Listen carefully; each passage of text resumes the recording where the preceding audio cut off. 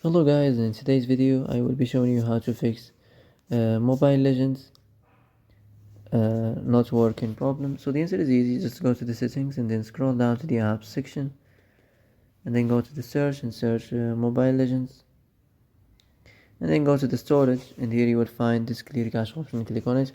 Now you can go check it if it worked, and if it didn't, you can try to restart your phone or turn the Wi-Fi off and on, or the Bluetooth or the airplane mode. Also, you can try to clear data, but be careful. If you clear data, all these applications data will be deleted. This includes all files, the settings, the accounts, the databases, etc. So be careful if you want to clear your data.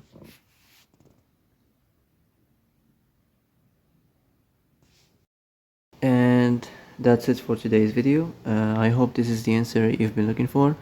If you like this video, don't forget to like and subscribe, and see you in the next video. Thanks for watching.